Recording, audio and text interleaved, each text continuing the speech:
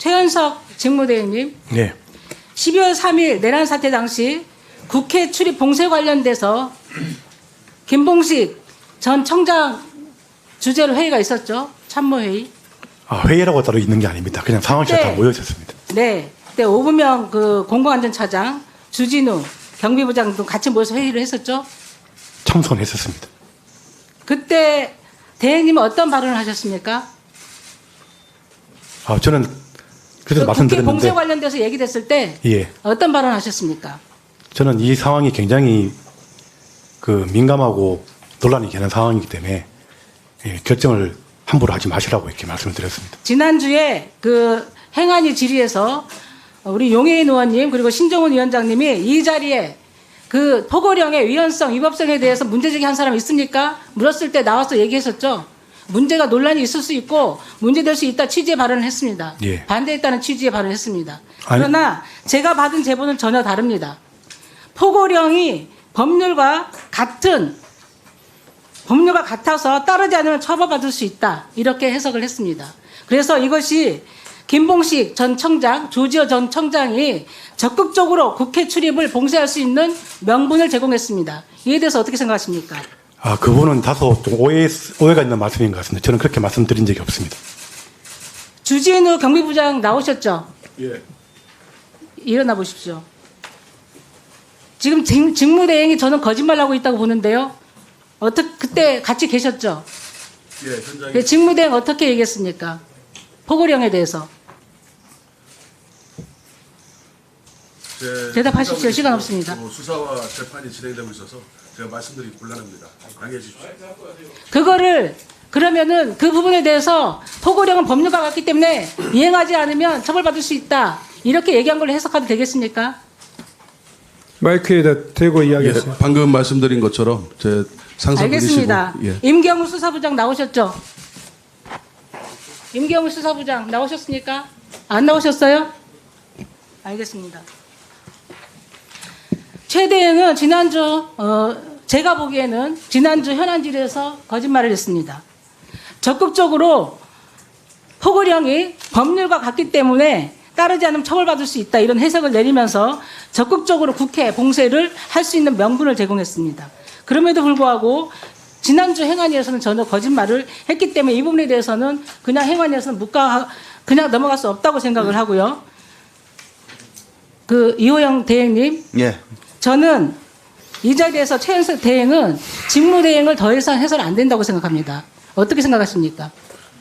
해당 사안에 대해서는 수사 등에 지금 진행 중에 있기 때문에 좀 추이를 보고 문제가 확인되면 제가 바로 적기 조치하도록 하겠습니다.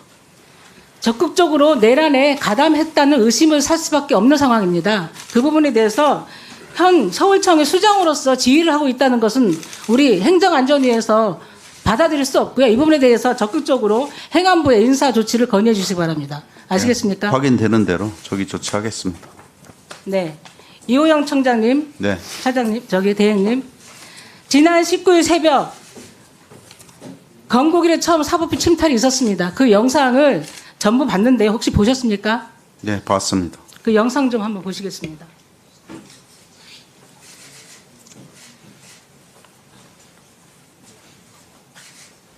이들에게 맞아 피 흘리는 경찰관까지 목격됩니다. 이게 후문 쪽이에요. 근데 저 동그라미 원안에 있는 사람들이 수신호를 하죠.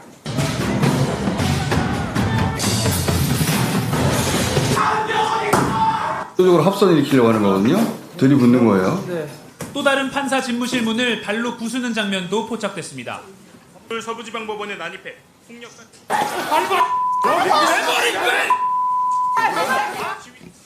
자, 어떤 분이 이거에 대해서 폭도라 단정 짓지 말라 그러는데요. 이거는 아주 조직된 폭력이고 폭동입니다.